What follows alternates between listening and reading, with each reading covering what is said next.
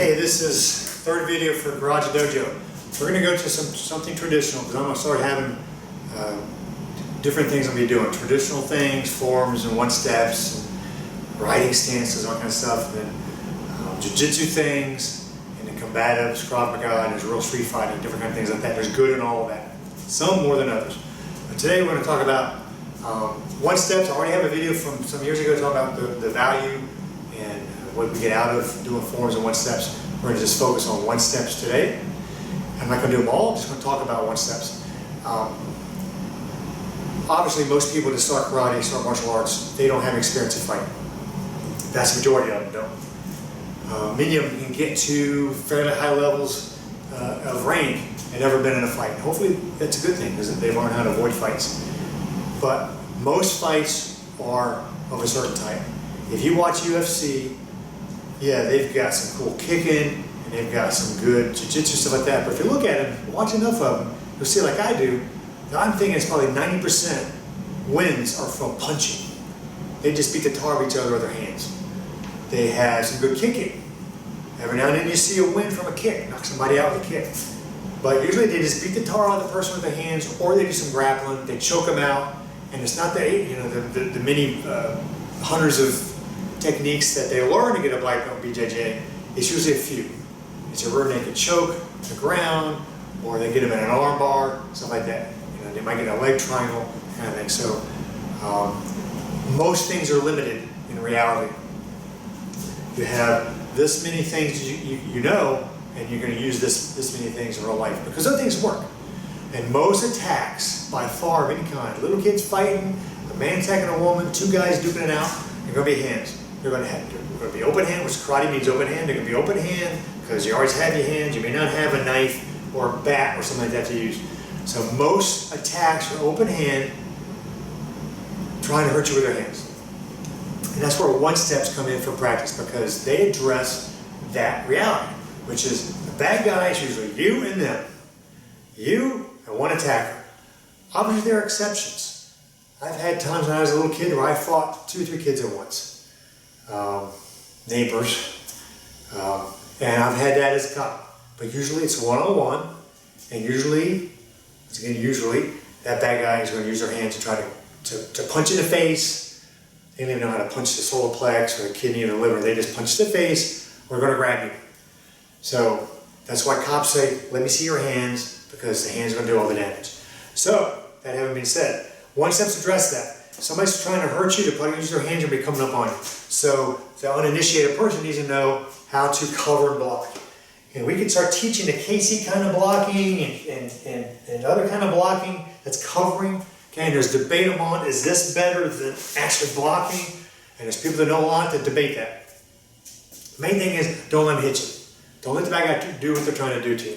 So, I could be great at kicking, but if I don't block first, I'm going to hit first because they started it and I got to react to it. They're acting, I got to react. Reacting is slower than acting because it comes later in time than action. So the person's going to hurt me, use their hands. So one step's going to be addressing, making sure you get some kind of block. And it's not going to look like this in real life. It's going to look like this, just some kind of flinch that's there when you need it that's going to be knocking your arm out of the way. Now if you have a better flinch, better muscle memory, then it's going to be stronger and harder. It's going to hurt them.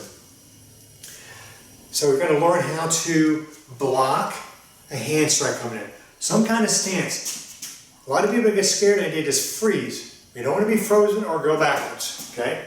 We want to have a good stance, and even if you're going back, have some kind of a stance. Okay? There are uses for stances going backwards because that's common. Somebody's going to attack you as you move back.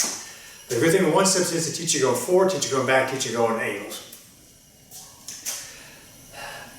But stances are paramount because if I even know how to block like that and a person's big and he's 280 pounds, I'm going to go back. I'm going to fall down, now he's on me because I couldn't do a stance. So one-step's going to teach you blocking, stances, and then counterattacking because I just have a good stance, I'm going to block, and that's all I do. They're going to hit me again. They're not going to stop going, well, you blocked my attack and you win. They're going to attack you back and probably change it up. They're going to grapple you at that point because their punch didn't work, or their hand strike didn't work. So one-steps are called one-steps because normally you step one time.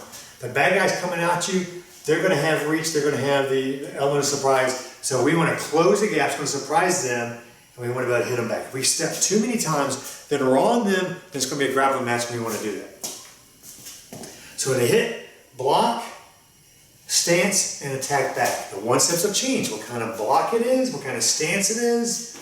You might have kicking in there, you might have elbows in there, knife hands. They get more creative as you go up the range from white belt to purple belt. So let's just think about that again. Like white belt number 1.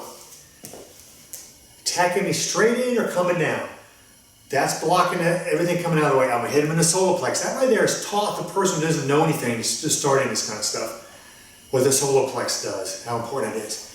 You hit right there in the solar plex, well, you're not going to be able to breathe well. Now, some people struggle to notice, but everybody has a solar plex, and nobody has a plate over that. They hit there, they're going to feel it. They may not feel it as much as other people, but they're going to feel it. I've had kids hit me here, it doesn't do anything. Right there, you feel it. Okay, you know the difference. So it's block, hitting the solar plex, and into the face. Because if they got hit, they're going to bend over a little bit. They're going to throw their face into their next punch. Anything going to the head, any of your attacks to the head, probably in real life should probably be a heel palm, because that's not going to hurt you. Sort of, you're actually catching your fingertips and then bend it back. But if you hit in their face, you hit him in the forehead, in the jaw, in the nose, he turns his head, hit him in the side of the head, the temple of the ear, he's going to get hurt. It's not going to hurt my hand much. That can hurt. Just like you know, punches are great, and I gave you do solar plex as the heel palm, or heel palm and solar plex. Punches are great, the heel palms are just about as great. Okay? So you got to have a stance, a block, counterattack. Learning those things is by repetition, rote memorization is going to help you in real life shave off fractions of a second, which will make a difference in life and death or getting a nose broken or not. You got different kinds. You've got number 3, getting out at an angle. That's like learning to move at an angle. Instead of straight back or straight forward even, you're moving at an angle and where to hit the kidney. Kidney under the ear. That's a great pressure point right there. It knocks them out. You can kind of tap yourself right there. It's going to hurt a lot. That's not going to knock them out. And it's going to hurt. Any of that's going to hurt. But that can knock them out and it can break that little mandible. This jawbone is connected to the rest of your skull right there. Break that out right under the ear. You've got white belt number 5. You're stepping back. Getting into good stance, you don't get steamrolled, so they can't tackle you and just land on top of you. That's a lot harder to get knocked down. If you're quicker on movement, you see them coming, you can kick them, knock them back. You probably don't need the hand strikes, but if they just bent over because they're so big, knock their arm out of the way, elbow them, or back fist them. Different types. Number 7, press and kick. Somebody's trying to kick you, or trying to stab you with a stick or a knife, whatever, I'm going to keep them back. Now, this is questionable. People would argue that's really stupid. You probably that wouldn't work. There's not a really good, perfect self-defense thing for somebody trying to stab you. There's not. But if the guy's dumb enough to telegraph enough of his intentions, he's got a knife there, boom, I'm knocking out of the way, and then I'm going to kick him in his groin, the knee, or ribs, floating ribs, head. I'm not going to try to kick high. I'm probably going to block here, and I'm going to kick him in the knee or the groin, anywhere here in this A-frame. So already just as a white belt 1 steps, you're learning block, some kind of stance for stability and angling off and all that kind of thing. Make yourself a small target, striking back. You're learning about where to hit, solar plex, kidneys, groin, all that kind of thing. Combinations.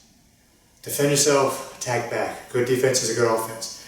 So the 1 steps are very valuable for that. The more practical in that sense than forms. You're going to learn a lot of things out of forms. Watch the old videos from 2012. And I'm going to be doing more about those in the traditional segments for Garagedojo. But the 1 steps are better than nothing. You don't if you don't have a bag, you don't have somebody to work with. Like now we don't. Work on this 1 steps. Make them up. Somebody's attacking, block.